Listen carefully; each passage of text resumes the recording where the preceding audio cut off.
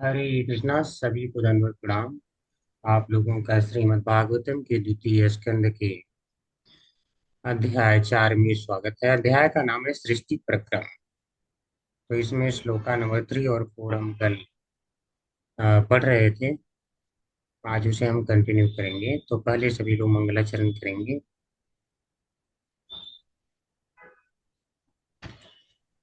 नारायणं नमस्कृत्य नारायणं नारायणं नमस्कृत्य नमस्कृत्य नरं चैव नरोत्तमं नरं नरं चैव चैव नरोत्तमम् नरोत्तमं देवीं सरस्वतीं व्यासं देवीं देवीं सरस्वतीं सरस्वतीं व्यासम् व्यासं ततो जयमुदीरयेत्।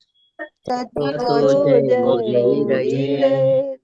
नष्टप्रायेष्वभद्रेषु नष्टप्रायेषु नष्टप्रायेषु भद्रेषु भद्रेषु नित्यं भागवत सेवया नित्यं नित्यं भागवत सेवया भगवत्सेवया भगवति उत्तमा श्लोके भगवते भगवते उत्तमश्लोके उत्तमश्लोके भक्तिर्भवति नैष्ठिकी भक्तिर्भवति भक्तिर्भवति नैष्ठिकी। नैष्ठिकी।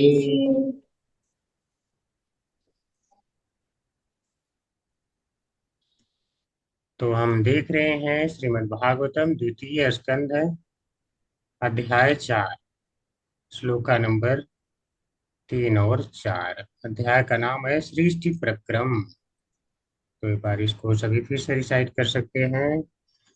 पाप्रच्य च इममेवार्थम् प्रपञ्च इयमेवार्थम् प्रयच्छितेमर्थम् यन्मां पृच्छथ सत्तमाहम् यन्मां यन्मामृच्छत् सत्तमः कृष्णानुभावश्रवणे कृष्णानुभावश्रवणे कृष्णानुभावश्रवणे श्रद्धानु महामनाः श्रद्धधानो महामनाः श्रद्धामनः संस्थां विज्ञाय सन्न्यस्य संस्थानविद्याय सन्न्यस्य कर्म कर्मत्रयवर्गिकं च यत् कर्मत्रयवर्गीयं त्रैवर्गिकं चेत् च यत् वासुदेवे भगवति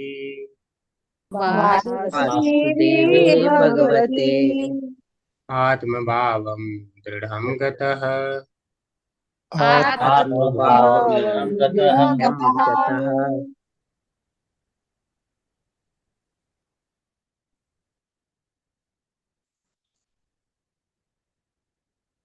हे महर्षियों, महात्मा महाराज परीक्षित ने भगवान कृष्ण के विचार में निरंतर लीन रहते हुए अपनी मृत्यु को आसन्न जानकर सारे सकाम कर्म अर्थात धर्म के कार्य, आर्थिक विकास तथा इंद्रिय तृप्ति त्याग दिए और कृष्ण के लिए सहज प्रेम में अपने को दृढ़ता से स्थिर कर लिया। तब उन्होंने इन सारे प्रश्नों को उसी तरह पूछा जिस तरह तुम सब मुझसे पूछ रहे हो।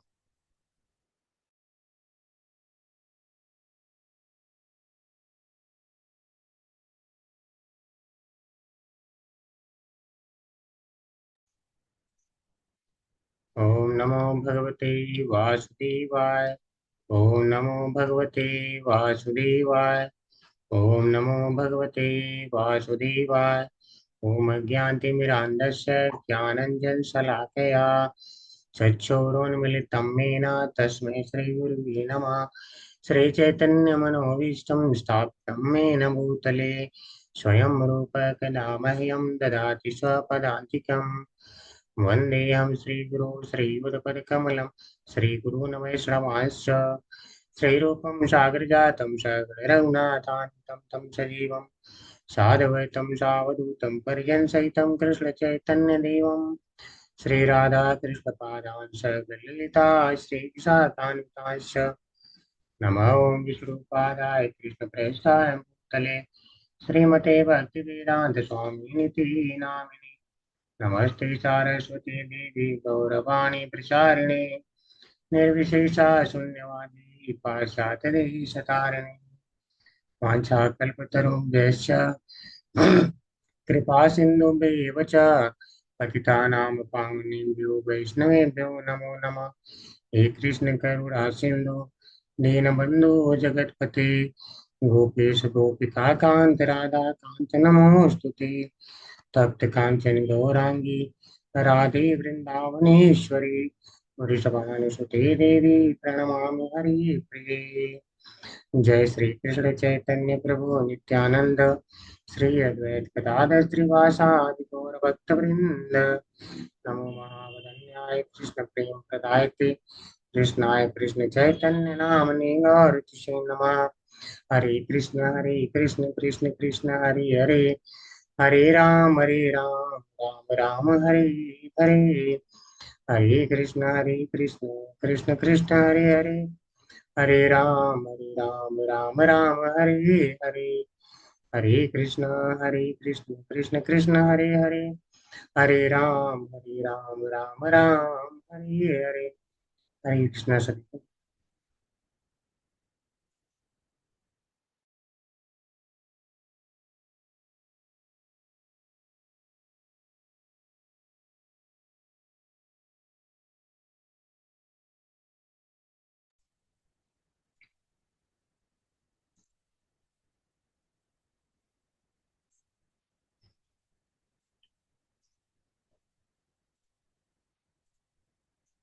ठीक है, एक बार सभी लोग फिर से रिसाइट कर सकते हैं।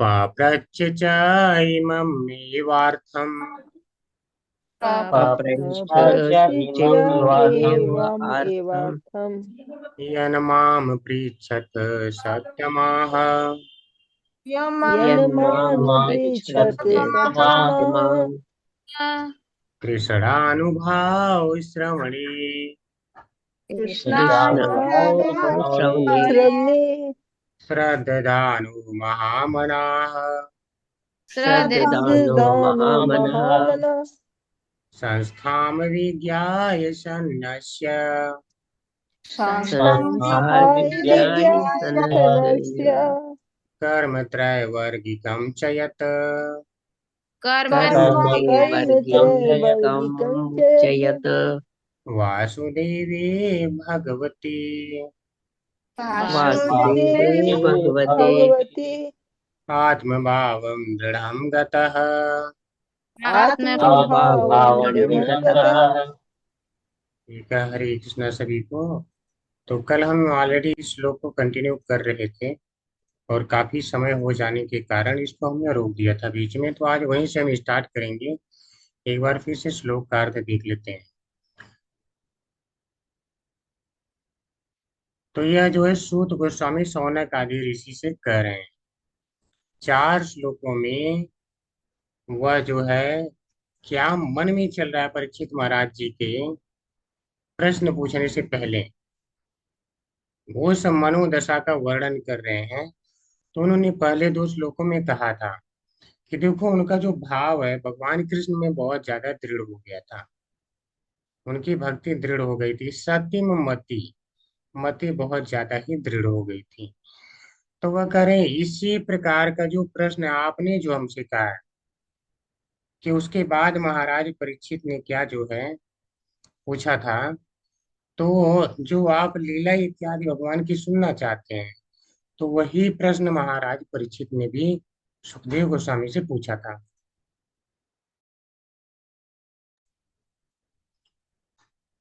तो इसको कहे कि च इमम ये अर्थम अर्थम यानी प्रयोजन, उनका भी प्रयोजन इमम अर्थात यही था जो आप पूछ रहे हैं भगवान की लीला इत्यादि के बारे में। क्योंकि आपने पहले ही बता दिया है कि ये व्यक्ति का जीवन ही व्यर्थ है अगर भगवान की लीला कथाएं नहीं सुनता है। सूर्य उसकी आयु को बस हर ले रहा है, अर्थात आ रहा है अपनी आयु गंवा के जा रहा है। तो आपने पहले ही बता दिया, तो आप उन्हीं के बारे में सुनना चाहते हैं। तो यही प्रश्न उन्होंने ही पूछा था। तो अच्छा, एक बात यहाँ से भी पता चलती है कि सभी भक्तों की मनोदशा एक ही सी रहती है कि आगे भगवान के बारे में क्या हुआ होगा। यही जानने की इच्छा जो है सभी भक्तों की रहती है।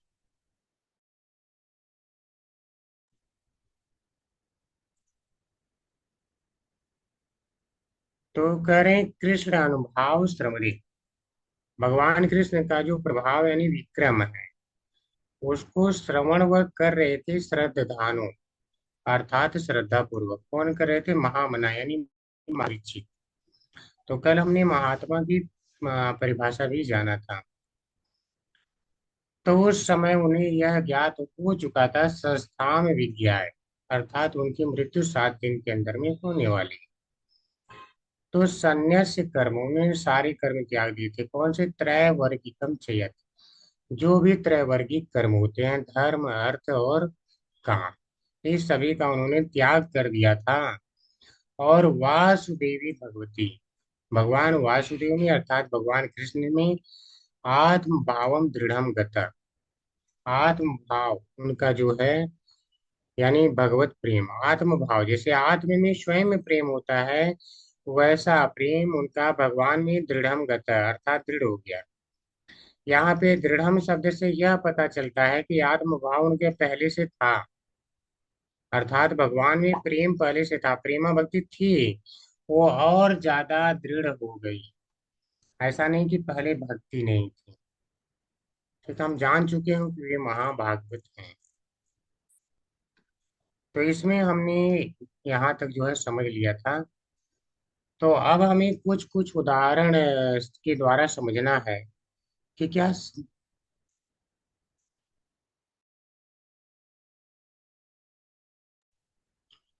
तो यहाँ पे सारे उदाहरण प्रभुपाद जी ने जो दिए हैं, तो उससे ये हमें समझना है कि क्या जो सारे भक्त होते हैं जब भगवान के बारे में सोचते हैं, कथाएं सुनते हैं, सुनाते हैं या भागवतम पढ़ते हैं, क्योंकि यहाँ मूल बात है भागवतम की कथा वो सुन रहे हैं, तो क्या कथाएं सुन के सारी चीजों से उनकी विरक्ति हो जाती है या नहीं होती है?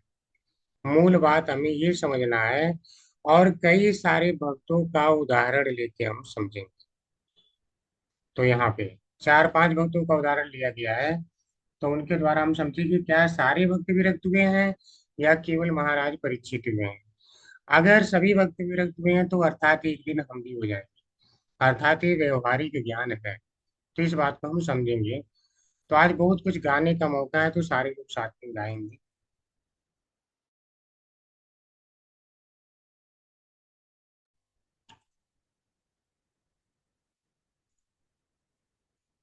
अनम्यूट का ऑप्शन हमने कर दिया है। तो पहले महाप्रभु चैतन्य के बारे में शिक्षाष्टक 8 से लिया गया है श्लोका, इसको सभी गाएंगे साथ में। तो वह क्या कहेंगे उसको हम समझेंगे। अश्लेषवा, पहले मैं एक लाइन गाऊंगा, इसके बाद आप गाएंगे, ठीक है? पहले अश्लेषवा पादरतामपि नष्टु माम् आदर्शनान् मर्महतां करोतु वा। श्लेषवापादरतामपिनष्टुमाम् करोतु वा। यथा तथा वा विदधातु लम्पटु यथा तथा तथा भाविधातु धातु पटु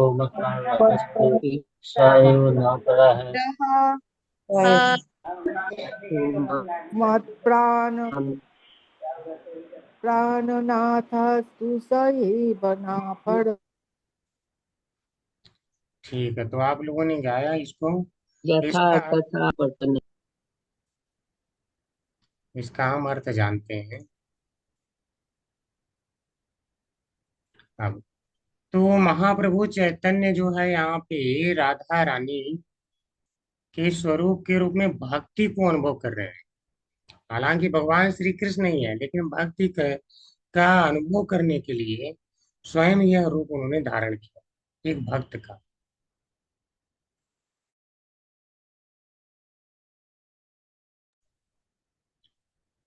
तो वास्तव में भक्त की मनोदशा क्या होती है?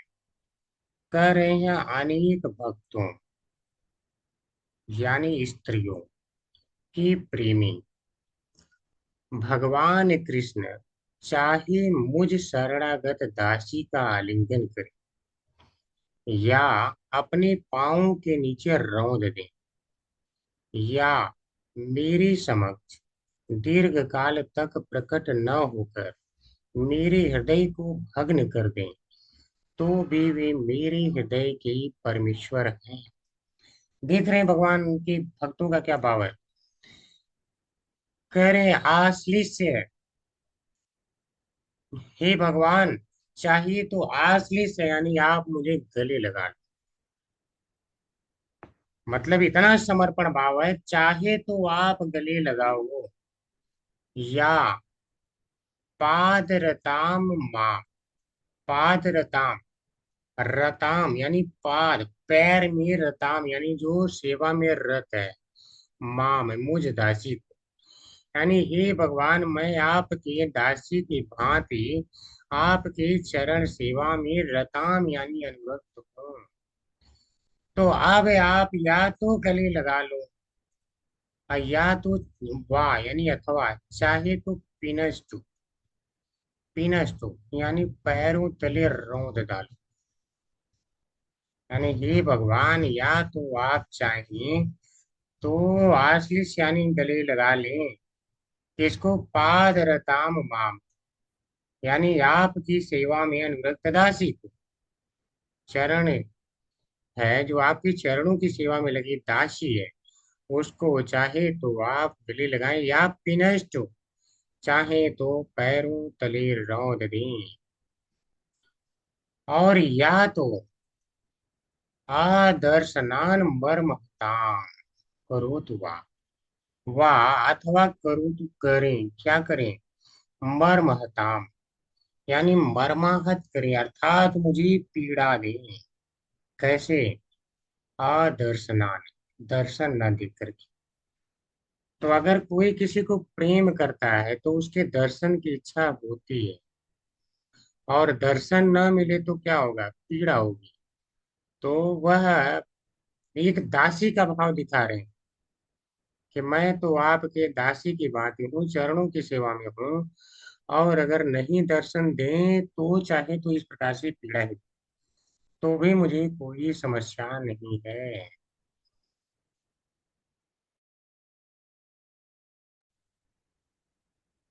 फिर आगे क्या करें, यथा तथा वा विदधातु लंपटो। देखिए लंपट किसे कहते हैं, लंपट उसे कहते हैं जो अनेक स्त्रियों के पीछे भागता हो। तो अब यहाँ अगर भक्ति कर रहे हैं तो भगवान अनेक भक्तों के प्रेम बांटेंगे।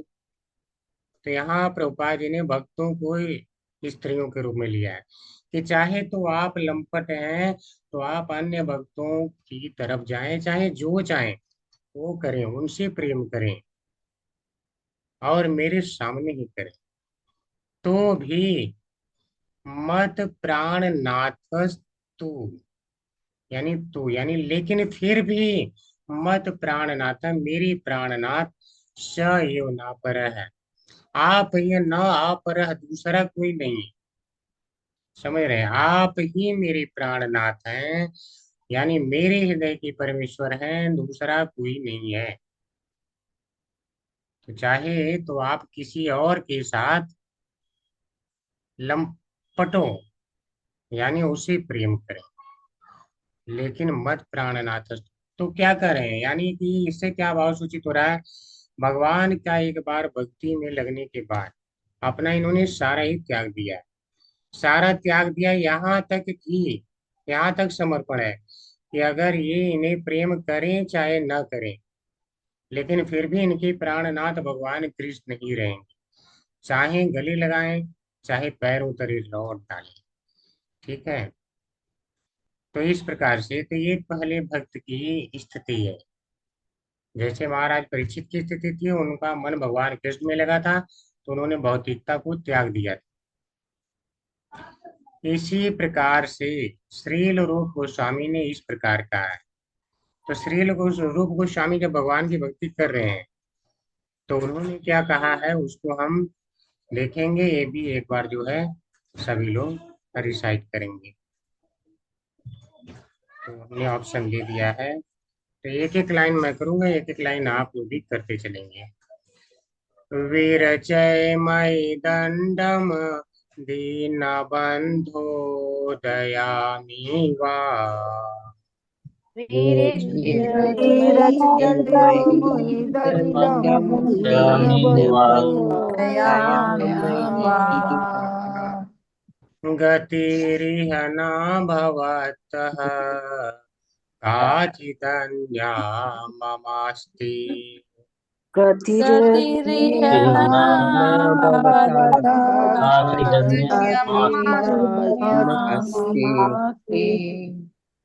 निपततु शतकोटिनिर्भरम्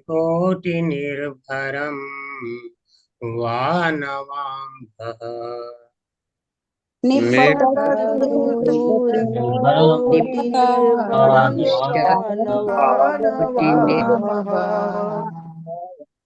तदपि किल्पयोदः स्तूयते चातकेन।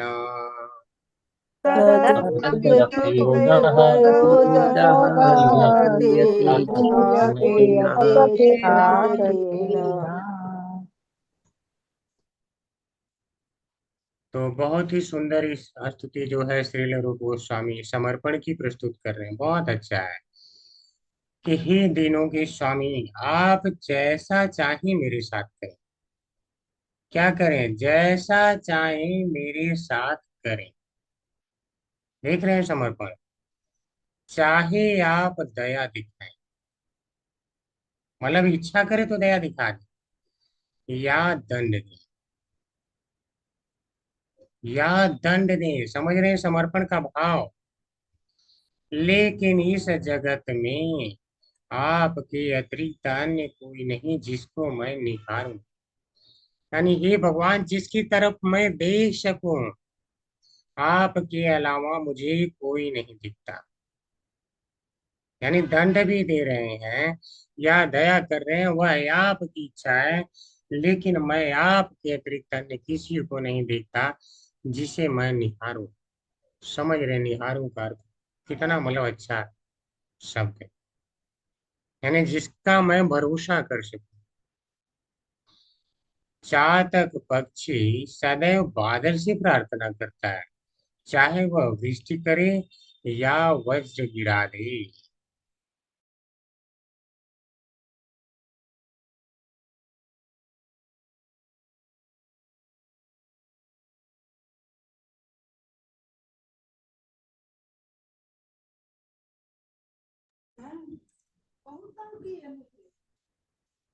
तो इसको हम देखते हैं अर्थ।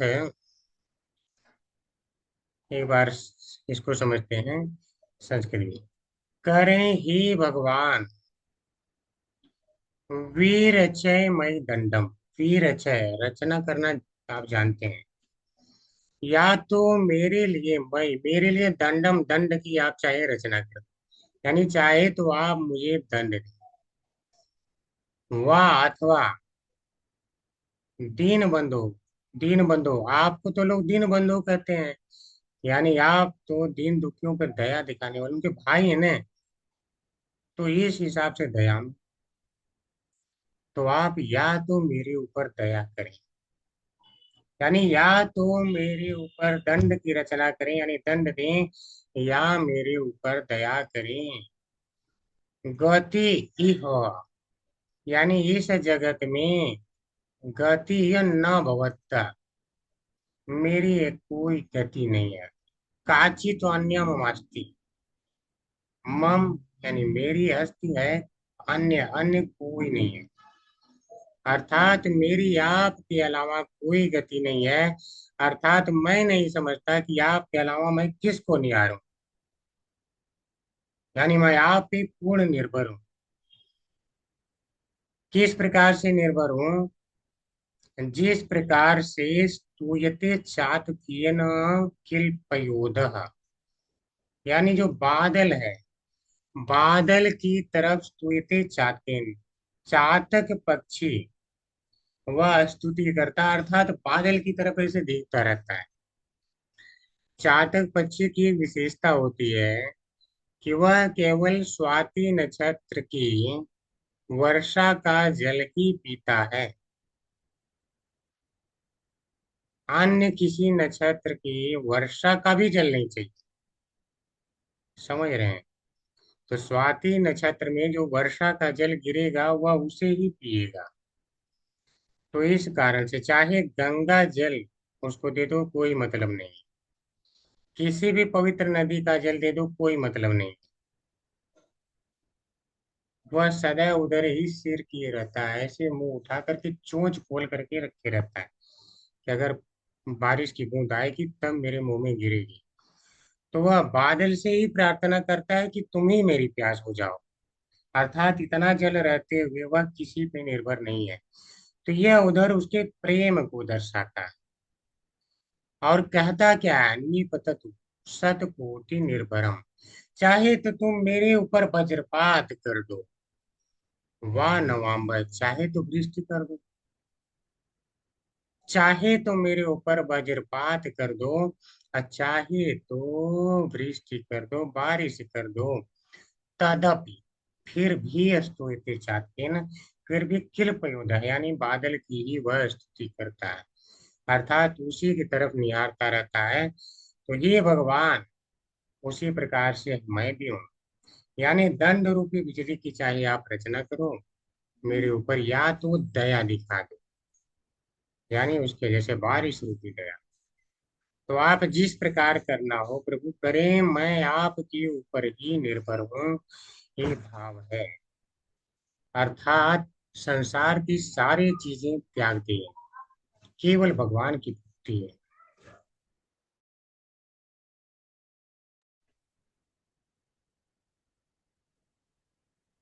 ठीक है, हम नेक्स्ट भक्त पे चलेंगे।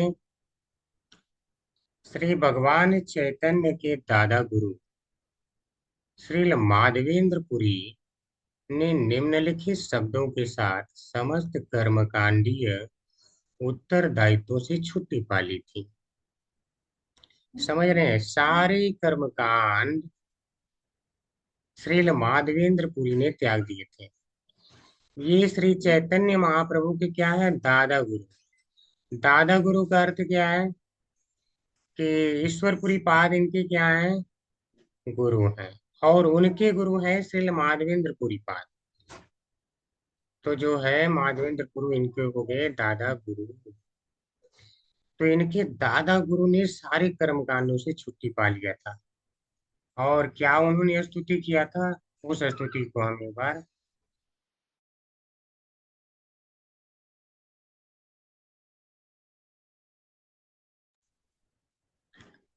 तो एक बार सभी लोग इसको रिसाइट कर सकते हैं।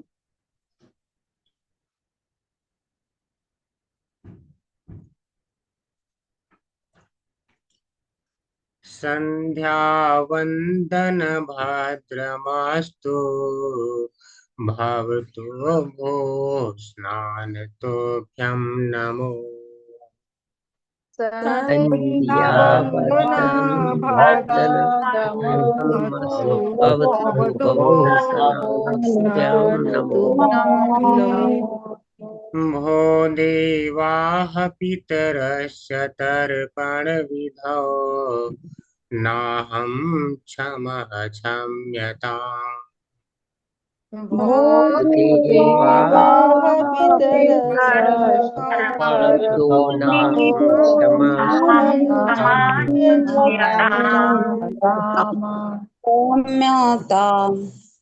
यत्र क्वापि निषद्दयादौ कुलोत्तमस्य कंसद्विषः यत्र क्वापि निषदयादो कंसदेशा कुलोत्तमस्तुतिः स्मारं स्वारम् अघं हरामि तदलम मन्ये मन्ये न मे। परम स्मरामि स्मरामि मन्ये अलं मन्ये कि मन्ये न मे।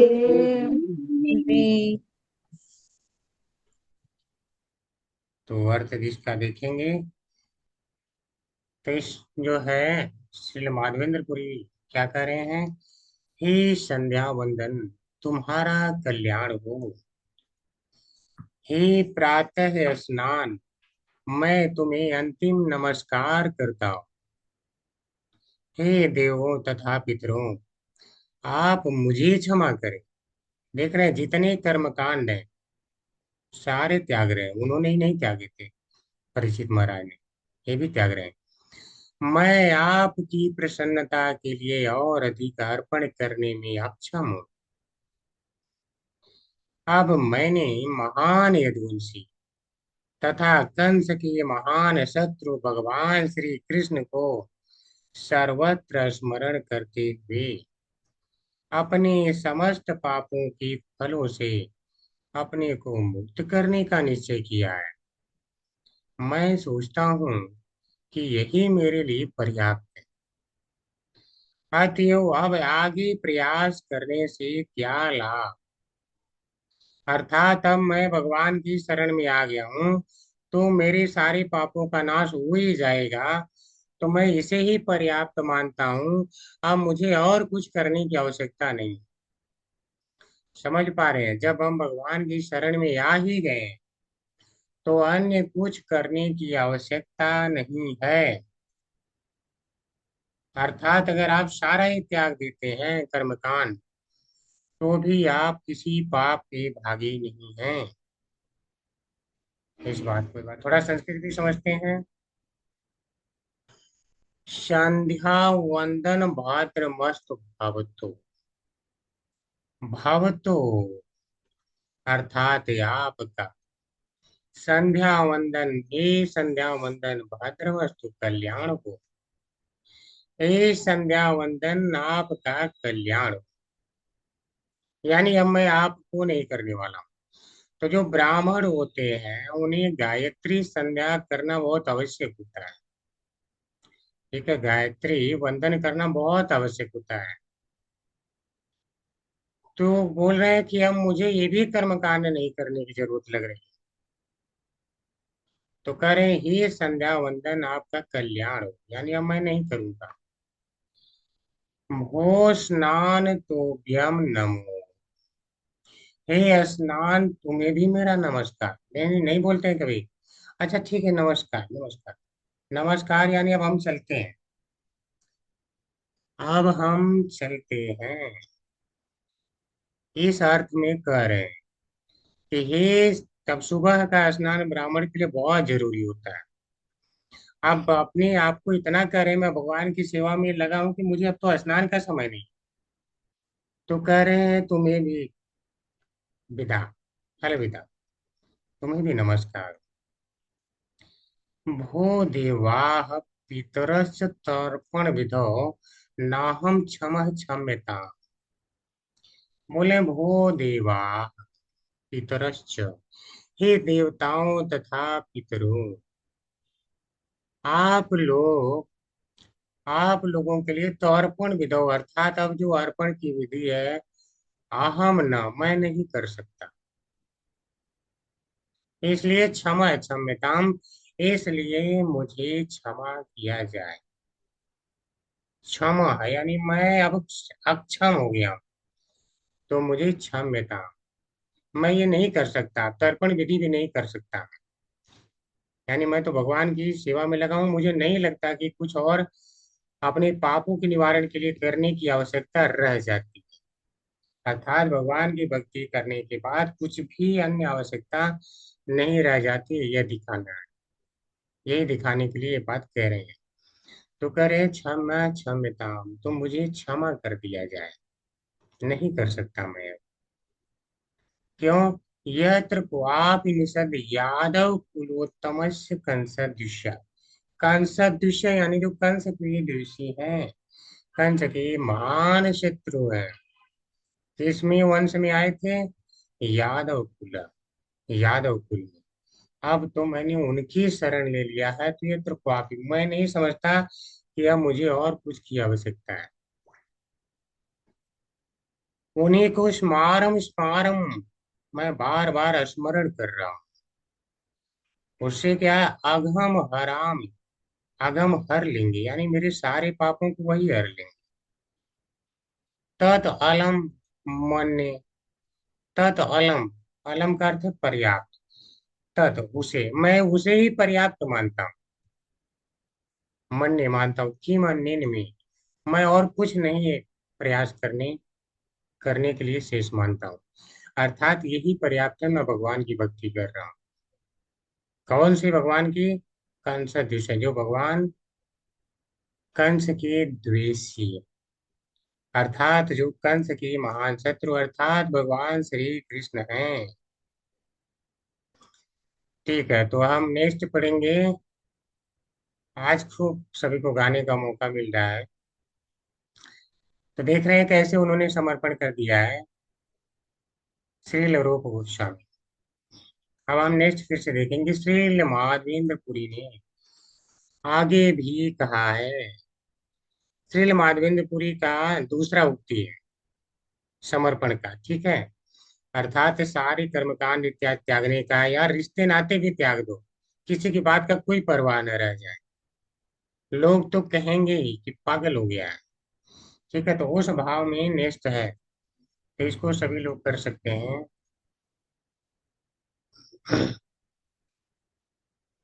मुग्धम माम निगतंतु नीतिन पुरा भ्रांतम मुहुर्वैदिकाः।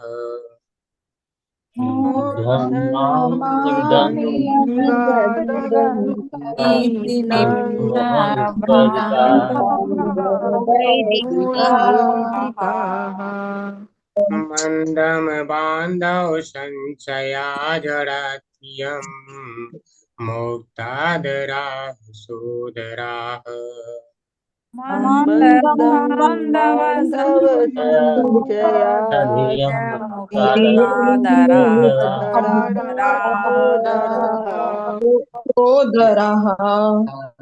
ओ नमस्तम धनिनो विवेक चतुरा काम महादाम्बिकम्। उन्मादनिनो विवेककामं महादाम्भिकम् मोक्षुं छामति मनागपि मनो गोविंद पादस्पृहाम्। क्षामते मनो गोविन्दं पादस्पृहाम्।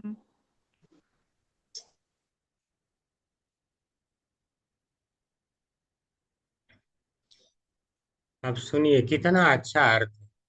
भले ही नीति निपुण लोग मुझ पर भ्रमित होने का दोषारोपण करें, यानी भगवान की भक्ति में आ गया है, तो लोग कहेंगे देखो कैसे भ्रमित हो गया है, इसको क्या लग रहा है, भ्रमित है, या इंसान भ्रमित है, भ्रम हो गया है। कुछ नहीं होते भगवान, भगवान कुछ नहीं होते हैं। दिन भर लगा पड़ा है, इतना में तो कितना काम कर लेता, पैसे कमा लेता। किंतु मुझे इसकी परवाह नहीं है। समझ रहे हैं, समाज का परवाह नहीं, नीति निपुण, जो नीतियां बनाने में निपुण है, ऐसे लोगों का भी मुझे कोई परवाह नहीं। वैदिक कर्मों में पटु लोग मुझे पथभ्रष्ट कह ले। वैदिक कर्म में जो वेदों इत्यादि को जानते हैं, ये क्या कहेंगे, अरे पथभ्रष्ट हो गया, इसको पता नहीं है, इसको तो वेद पढ़ना चाहिए, ये तो भगवान कृष्ण की भक्ति कर रहा है, वेद में कहाँ कृष्ण का नाम लिखा है। वो लोग ऐसे कह के मुझे कहेंगे पथभ्रष्ट हो गया है। अब जैसे लोग कहते हैं कि कृष्ण का नाम कहाँ लिखा है, और मान लो वही व्यक्ति सामने खड़ा हो, उसे कोई जो है देख करके चार पांच गालियां दे, बस नाम न ले, उसका नाम न ले तो क्या उसे गुस्सा नहीं आएगा? तो फिर बोलेगा देखो हमने तो 10 गालियां दी, आपका नाम तो हमने लिया नहीं। तो वो क्या बोलेगा, आपने नाम नहीं लिया है लेकिन मैं भाव समझ रहा हूँ आपका, कि आप मुझे ही गाली दे रहे हैं, ऐसा कहेगा नहीं। तो देखिए, एक होता है अन्वय, एक होता है व्यतिरेक। अन्वय का अर्थ है किसी को सीधे सीधे समझाना, और व्यतिरेक होता है मतलब उल्टा उदाहरण दे के समझाना। तो ये जो गाली वाला उदाहरण है ये व्यतिरेक में है, यानी उल्टा उदाहरण। ये सीधा उदाहरण नहीं है, एक सीधा उदाहरण होता है, समझ रहे हैं? एक सीधा उदाहरण होता है, ये व्यतिरेक में है अर्थात उल्टा है, उल्टे किसी को समझाना। जैसे अगर कोई मान लो जा रहा हो और उसे कहा जाए कि देखो सामने गड्ढा है, और अगर आगे जाओगे तो उसमें गिर जाओगे, आगे मत जाना। तो ये हो गया अन्वय, यानी सीधा सीधा समझाना। और दूसरा व्यतिरेक क्या हो गया, देखो अगर गड्ढे में जाकर के गिर के पैर हाथ तुड़वाने का शौक है ना, तो आगे पैर बढ़ाना, अन्यथा मत बढ़ाना। ये हो गया व्यतिरेक में। तो व्यतिरेक में कहा जाता है कि अगर सामने से खड़ा होकर बिना नाम लिए क्या गाली दे रहा है तो उसको बुरा नहीं लगेगा। तो बोलेगा हाँ इसमें इतनी गालियां हमने देखो 10 दी हैं, तुम्हारा नाम कहीं नहीं आया है। तो बोलेगा नाम हमारा नहीं आया लेकिन भाव सारा यही। तो भगवान कृष्ण इसी प्रकार कहते हैं, वेदैश्च सर्वे रमे वेद्यो। वेदों को पढ़ करके सुन करके मुझे ये जानना है, यही उसका अंतिम टारगेट है। बाकी लोगों के लिए त्रैगुण्य विषया वेदा, केवल 3 गुणों से भरा हुआ है। त्रैगुण्य विषया, 3 गुणों के बारे में ही बताया गया है, बाकी लोग को केवल यही दिखता है। ठीक है, स्वर्ग पालो, अन्य लोगों को चले जाओ, कर्मकांड कर लो, धन प्राप्त कर लो, यही दिखता है। लेकिन वास्तविक उद्देश्य क्या है? वेदैश्च सर्वे अहम एव वेद्यो, मैं यानी मुझे ही जानना है, ये उद्देश्य है। तो नाम आया हो चाहे न आया हो, जानना उन्हें ही है। किसके बारे में कहा गया? जैसे वो व्यक्ति क्या जान गया कि गाली तो मुझे ही दिया गया, नाम भले नहीं आया, उस योग्य मैं ही हूँ, वो ये समझेगा, बुरा उसे ही लगेगा। वस्तुतः बुरा ही उसे लगेगा जो वैसा होगा। ठीक है। तो इसी प्रकार से वैदिक कर्मों में पटु लोग मुझे पथभ्रष्ट कह ले, अरे देखो कहाँ कृष्ण का नाम आता है, वहां के गए हैं सब। मेरे मित्र तथा संबंधी मुझे हताश कहें। क्या कहें, देखो मंद बुद्धि है, मंद बुद्धि है, ये हताश है, कुछ नहीं कर सकता ना, तो भक्ति कर रहा है, कुछ कर सकता है। देखो कितना पैसा जोड़ जोड़ के महल बना लिया, कितना महल बना लिया है, बैंक को फाड़ दिया, बैंक फट रहा है उसका। ठीक है, ये नौबत है। और इसको एक हताश है, कुछ नहीं कर सकता, तब भक्ति में गया। तो कह रहे हैं चाहे लोग यह कहें। अब देखिए दोनों अलग चीजें हैं। एक क्या है, एक है आध्यात्मिक और ये दूसरी तरफ है भौतिक। तो जो भौतिकता में लिप्त हैं वो तो केवल भौतिक चीजों को पाने को सब कुछ कहेंगे, उन्हें तो ये दिखेगा नहीं। और जो ये हैं आध्यात्मिक, तो इनको तो आध्यात्मिक चाहिए, भगवान की सेवा चाहिए, इसमें ही आनंद है। अब उनको नहीं देखेगा। इसलिए गीता में एक श्लोक आता है कुछ या निशा सर्वभूतानाम ऐसे करके है, या निशा सर्वभूतानां तस्याम जागृति संयमी, यस्याम जागृति भूतानि सा निशा पश्यतु मुने आगति। काफी समय हो गया था श्लोक पढ़े। या निशा सर्वभूतानां, यानी जो काम बाकी प्राणियों के लिए जो सांसारिक है वो रात्रि के समान लग रहा है, तस्याम जागृत संयमी, उसमें संयमी वास्तव में जो मुनि वो जाग रहा है। ठीक है, वो उनके लिए तो रात के समान है, जाग रहा है अर्थात आध्यात्मिक में उसको आशा दिख रही है। लेकिन जो भौतिकतावादी है उन्हें नहीं दिखता है। इसी तरह से उल्टा है, जिसमें भौतिकतावादी को सब कुछ दिखता है, उसमें जो है आध्यात्मवादी नहीं देखते, बोलते हैं, अरे क्या कर रहा है, पागल की तरह इकट्ठा कर रहा है, मूर्ख हो गया है क्या, उन्मत्त हो गया है, ये सारा इकट्ठा किया जा रहा है। और वो सोचते हैं यार क्या है दिन भर, देखो फटे बेहाल कपड़े पहन के घूम रहा है, पहनने को ढंग के कपड़े नहीं है। और सुखदेव गोस्वामी जी पहले ही बता चुके हैं कि कपड़े की भी क्या आवश्यकता है, जब पूरा दिगंबर है, पूरा सारी दिशाएं ही अंबर के समान है। और नहीं तो चिथड़े तो कहाँ है, फेंके पड़े हैं पहन लो। उसके लिए भी मेहनत क्यों करना। मेरे भाई मुझे मूर्ख कहें और धनवान लोग मुझे पागल कहकर उंगली उठाएं, और विद्वान दार्शनिक भले ही मुझे अति उत्तम भी कहें, तो भी मेरा मन गोविंद के चरण कमलों की सेवा की है संकल्प से रंच मात्र भी नहीं हटता, यद्यपि मैं ऐसा कर पाने में असमर्थ हूँ।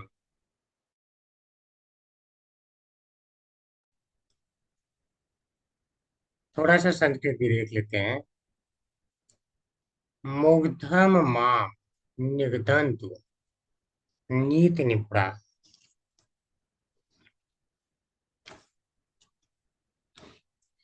तो कह रहे हैं निगदन्तु यानी बोलना, चाहे तो नीति निपुणा लोग माँ मुझे बोले, क्या बोले, मुग्धम यानी पागल हो गया है, भ्रमित हो गया है, ऐसा बोले।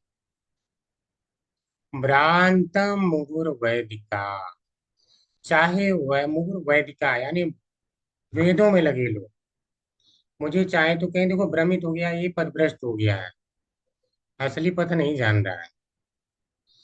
मंदम मंद बुद्धि कह ले, हताश कह ले, बांधव संचया यानी जो मित्र बंधु इत्यादि लोग हैं सगे संबंधी, वे लोग चाहे तो मुझे मंदम मंद बुद्धि वाला कह दे। जड़ा धियम मुक्तादरा सोदरा, सउदरा यानी जो एक ही पेट से पैदा है, यानी भाई लोग, अपने भाई जो सगे हैं, वे तो चाहे जड़ धियम कह ले, बिल्कुल जड़ बुद्धि वाला है, इसको कोई समझ में नहीं आती बातें, यानी बिल्कुल ही मूर्ख है, ऐसा कर सकते हैं। या उन्मत्तम धनिनो विवेक चतुरा, जो धनी लोग हैं बहुत अपने आप को बुद्धिमान चतुर समझते हैं, वे मुझे क्या कहें, उन्मत्त, बोले देखो उन्मत्त हो गया है, यानी प्रमत्त हो गया है, बुद्धि इसकी काम नहीं कर रही। नहीं तो हम लोग देखो धन कमा रहे हैं, ये क्या कर रहा है, माला जप रहा, माला जपने से कुछ होगा, माला जपने से कभी कुछ हुआ है।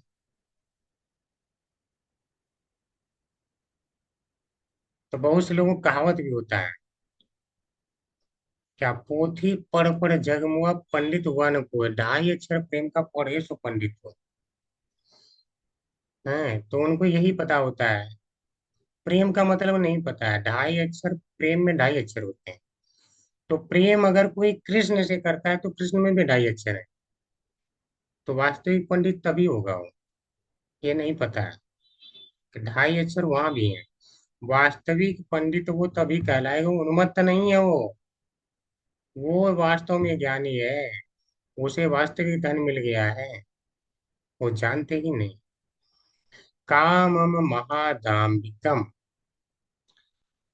जो दार्शनिक लोग हैं, विवेक चतुराई यानी जो चतुर लोग हैं, यानी बहुत बड़े दार्शनिक इत्यादि, वे क्या कहें, मुझे चाहे तो महादम्भी का बहुत बड़ा दम्भी कह ले, अहंकार हो गया इसको, देखो किसी और के सामने झुक नहीं रहा है, पत्थर के सामने झुक लेगा लेकिन और किसी के सामने नहीं, पत्थर की सेवा करेगा, दम्भी है, हमारी नहीं करेगा। वे अपने आप को बड़े दार्शनिक समझ रहे हैं, दार्शनिक विधि से वो भगवान को समझना चाहते हैं, तो कह रहे हैं चाहे कुछ भी कहें मुझे फर्क नहीं पड़ता। मोक्तुम न क्षामति मनागपि मनो गोविंद पाद स्पृहाम, गोविंद पाद स्पृहाम यानी भगवान के पाद यानी चरण कमलों की स्पृहाम, जो सेवा की इच्छा है, मैं मोक्तुन क्षामते, क्षामते का अर्थ है मेरी क्षमता नहीं है यद्यपि कि मैं कर सकूं उनकी सेवा, लेकिन मेरा मन थोड़ा भी न मुक्तुम, उनसे मुक्त नहीं हो रहा है सेवा से। यद्यपि मैं सेवा कर पाने में असमर्थ हूँ, पूरा कर भी नहीं पा रहा हूँ, फिर भी जो सेवा का संकल्प है उससे मेरा मना कभी थोड़ा भी नहीं हट रहा है।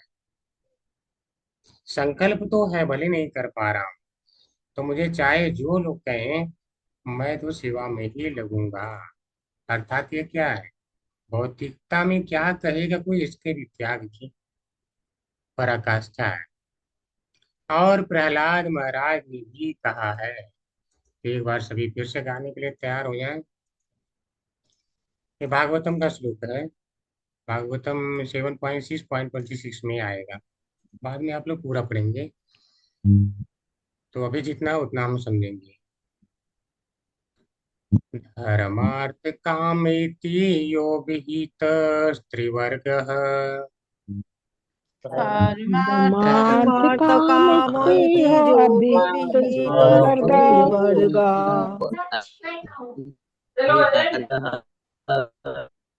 इच्छात्रयी नयतमो विविधा च वार्ता। इच्छा इच्छात्रयी त्रयी नयनमो नदमो विविधा विविधा च च वार्ता। मन्येतते तदखिलं निगमस्य सत्यम्। मन्ये तदेतदखिलं मने निगमस्य सत्यम्। वन्दे तदा तदेतदखिलं निगमस्य सत्यम्। स्वात्मार्पणं स्वसुहृदः, स्वात्मार्पणं स्वसुहृदः परमस्य पुंस। स्वात्मार्पणं स्वसुखदार्पणं परमस्य पुंसा।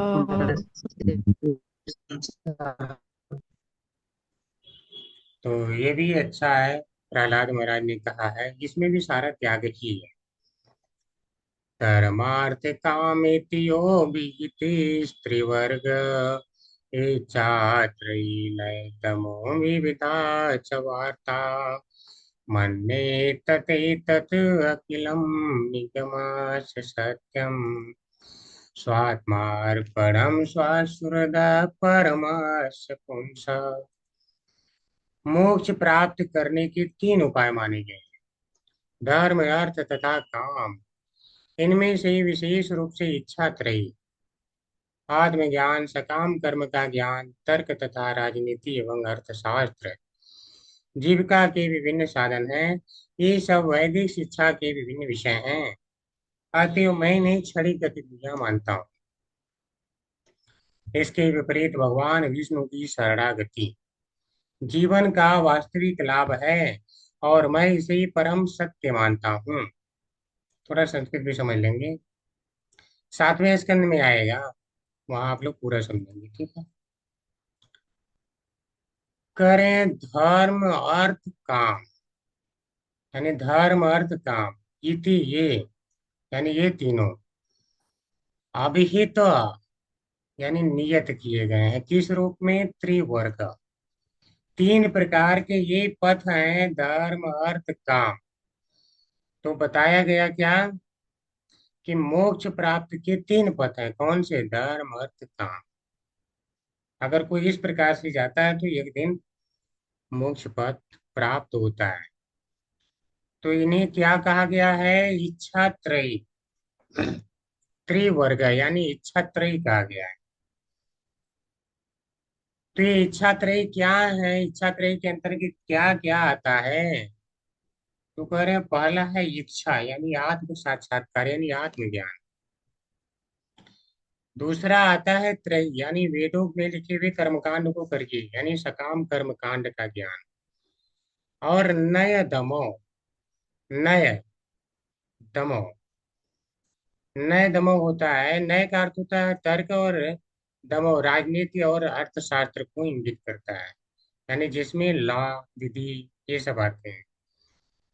तो ये, यानी जितने विधि विधान बताए गए हैं कर्मकांड करने के लिए, ये सब, वो भी विधि विधान।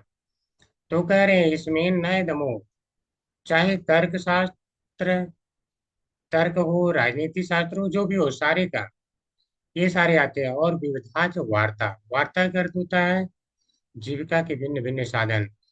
तो ये सभी उसमें आते हैं इच्छा त्रयी में। तो बोलते हैं ये तीन प्रकार के साधन जिन्हें इच्छा त्रयी बोले। इच्छा त्रयी कौन कौन से? आत्मज्ञान, आत्मज्ञान, सकाम कर्म का ज्ञान, तर्क एवं राजनीति एवं अर्थशास्त्र, और जीविका के विभिन्न साधन, ये सभी इच्छा त्रयी के अंतर्गत आते हैं। यानी मुक्ति का साधन है धीरे धीरे मोक्ष की ओर। देखो आत्मज्ञान से धीरे धीरे व्यक्ति ज्ञान भले होगा, अनंत कई जन्मों के बाद तो जाएगा ही मुक्ति की ओर। दूसरा है कर्मकांड करता है तो धीरे धीरे वेदों को करते करते एक दिन भगवान में भी आकर्षण हो जाता है।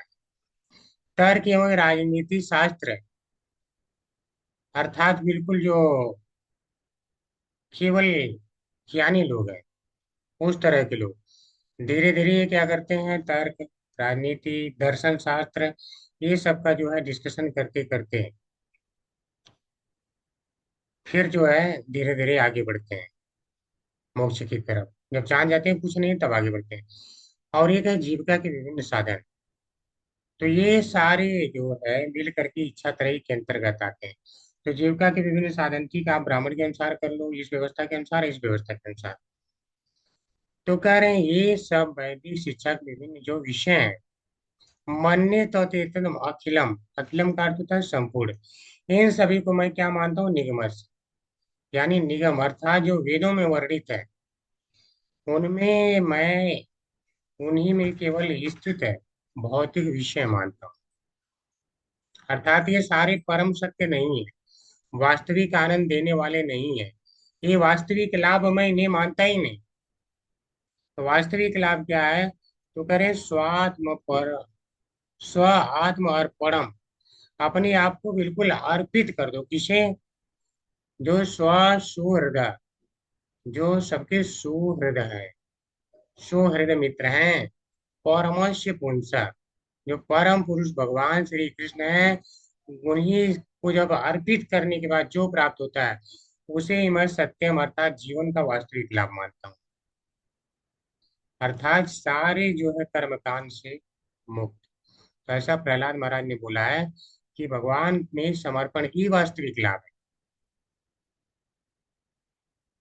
भगवत गीता 2.41 में इस सारे विषय को व्यवसायत्मिका बुद्धि के रूप में या सिद्ध के परम पद के रूप में माना गया है।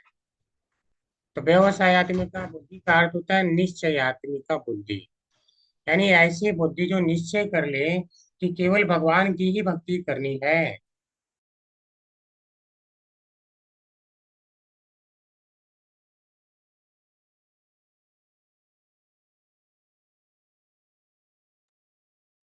हरे कृष्णा।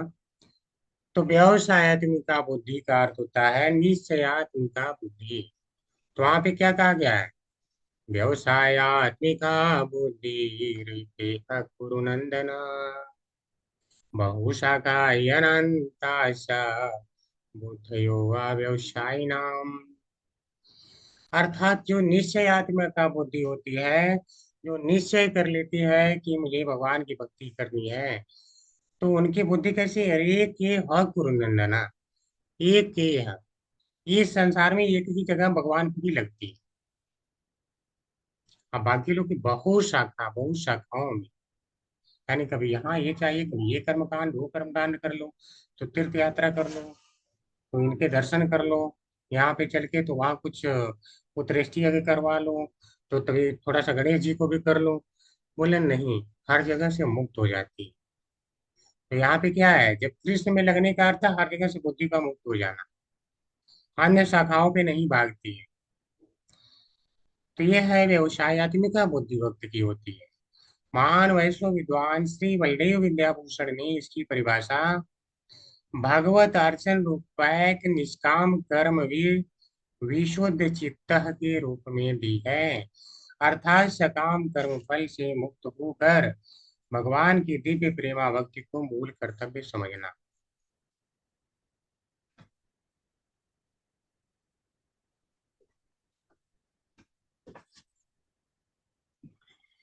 तो उन्होंने व्यवसायत्मिका बुद्धि को क्या कहा गया है, परिभाषा उसकी दी है, भागवत अर्चना रूप, यानी भागवत अर्चना, भगवान की अर्चना करना इत्यादि। अर्चना से बाकी विधियां भी समझ सकते हैं। केवल एक है ये, ऐसा यह भी कैसा करना है, निष्काम, बिल्कुल कोई सकाम कर्म की इच्छा ही न हो। निष्काम भाव से भगवान भगवान की अर्चना इत्यादि, अन्य जैसे माला जपना, कथा सुनना, कहना कथा को, प्रचार प्रसार सारी समझती। तो निष्काम भाव से कर्म भी विशुद्ध चित्ता, यानी विशुद्ध चित्त से बिल्कुल, यानी बिल्कुल प्रेमा भक्ति में लग करके इस प्रकार से कर्म, यानी जो भक्ति किया जाता है या सेवा किया जाता है, तब जाकर के उसे व्यवसायत्मक बुद्धि कहते हैं। यानी केवल भगवान की सेवा में लगे रहना, यानी भगवान की प्रेमा भक्ति को ही मूल कर्तव्य समझना, यही है प्रेमा भक्ति। अतः महाराज परीक्षित बिल्कुल सही थे जब उन्होंने जीवन की समस्त कर्म कांड या उदाहरणाओं को त्याग कर भगवान के चरण कमलों को दृढ़ता से अपना लिया। तो महाराज परीक्षित ने भी यही किया, सारा कुछ त्याग के भगवान के चरण कमलों को दृढ़ता से अपना लिया, अर्थात सारे कर्म कांड तो उन्होंने त्याग दिया था, तो वो सही थे। हरे कृष्णा। आज यही हम विराम लेंगे,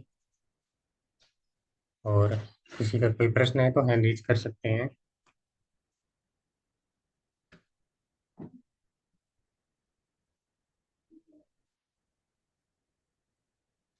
सारा समझ में आ गया। हरे चलिए, कृष्णा हरे प्रभु जी, सादर प्रणाम। हरे कृष्णा माता जी।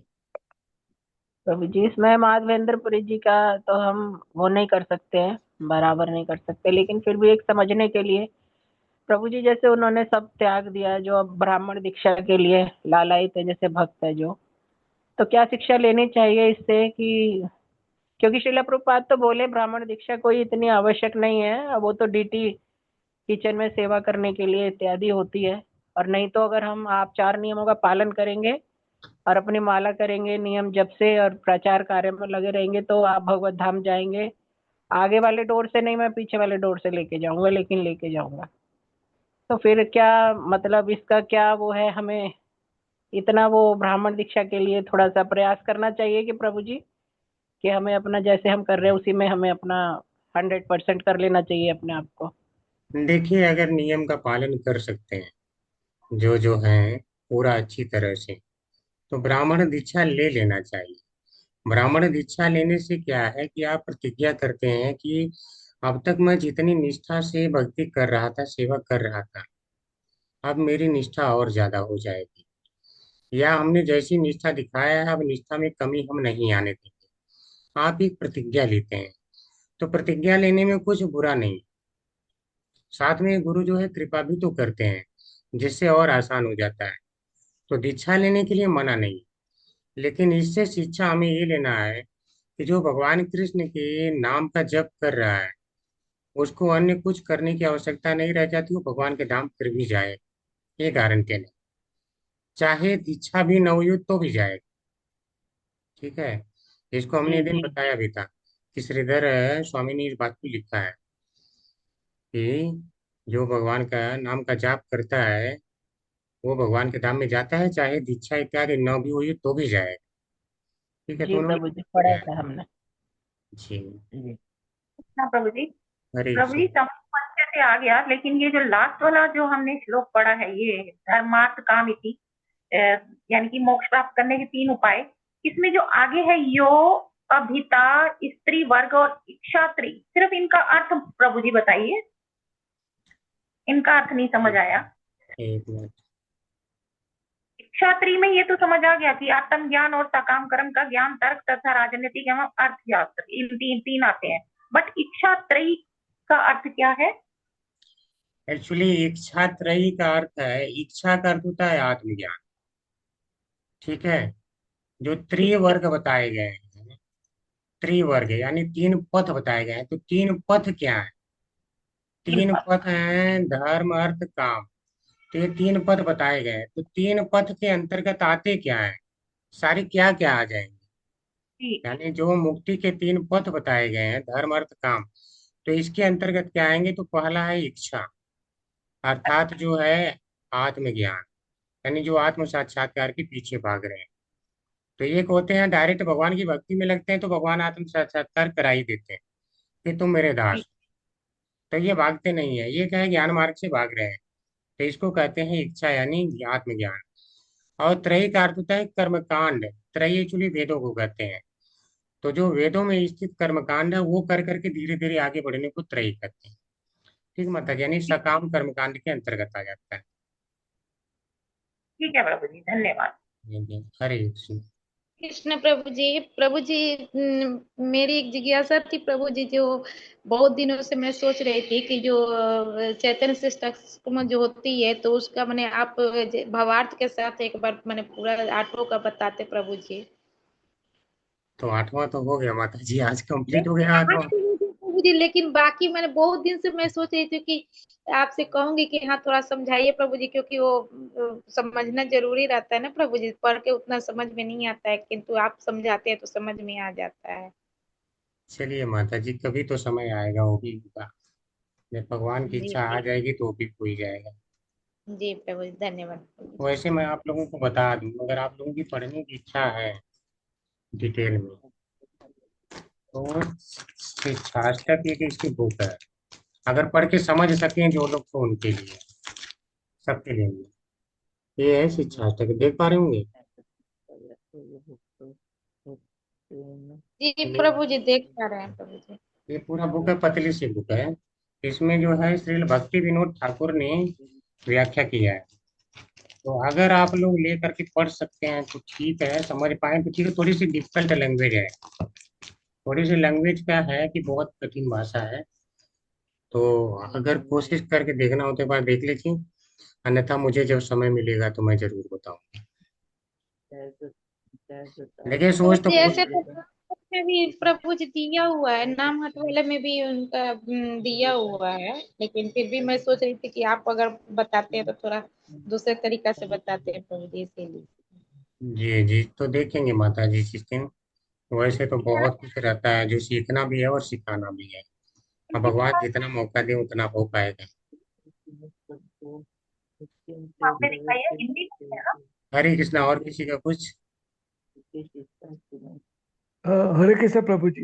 एक जी छोटा सा डाउट है प्रभु जी। जी ये बताइए। हमारी जो चार मैं प्रभु जी सुन रहे हैं ना आप? हरे कृष्ण प्रभु जी, जी हमारे जी जो सुन चार रहे हैं। वर्ण है। जी। हरे कृष्ण प्रभु जी। हरे कृष्णा जी प्रभु जी, आ रही है आवाज, आप बोलिए। हाँ। प्रभु जी, हमारे जो चार वर्ण है, जी ये चार वर्ण का पालन करना, और हमारे कृष्ण भावनामृत जो है, इसके अंदर हम जो जाते हैं, हमारे जो चार रेगुलेटिव प्रिंसिपल्स हैं, जी। इसमें और इसमें क्या कुछ फर्क है क्या प्रभु जी? जो 4 वर्ण हैं, जी जी। 4 वर्ण के पालन की कोई अपेक्षा नहीं रह जाती, आप अगर पूर्ण कृष्ण भावनामृत में आ जाते हैं तो। समझ जी रहे जी। हैं। यहाँ जी पे जी। जितना बताया गया है बस उतना ही करना है। प्रभुपाद जी ने क्या कहा है कि कथा सुनना है, कथा सुनाना है, भगवान के बारे में ही बातें करना है, 4 माला करना है, 4 नियम बताया है। इतना ही अगर आप करते रह गए, आप भगवान की अर्चा विग्रह की सेवा, ठीक है, और भक्तों के साथ में धाम घूमना, अगर इतना आप कर रहे हैं तो आपके लिए और कुछ अपेक्षा है ही नहीं करने की। 4 वर्ण व्यवस्था ये सब उनके लिए बनाया गया है जो लोग क्या है कि धीरे धीरे क्रमिक विकास करना चाहते हैं। लेकिन यहाँ पे भक्ति योग रूपी लिफ्ट में आपको बैठा दिया गया है, तो आपको बाकी की कोई आवश्यकता है नहीं। ठीक प्रभु जी। जी जी। हरे कृष्ण प्रभु जी। हरे कृष्णा। हरे कृष्ण प्रभु जी। हरे कृष्णा प्रभु जी। ठीक है फिर, और किसी का कुछ, तो आज चलते हैं, कल फिर मिलेंगे। वांछा कल्पतरुभ्यश्च कृपा सिन्धुभ्यैव च पतितानां पावनेभ्यो वैष्णवेभ्यो नमो नमः। अनंत कोटि वैष्णव वृंद की जय। जय। जय श्रील प्रभुपाद जय जय। जय हरि जय माधव की जय। जय। सभी वैष्णव की। हरे कृष्ण हरे प्रभु जी, कृष्ण साधु प्रणाम। प्रभु जी। हरे कृष्ण प्रभु जी, सादर प्रणाम।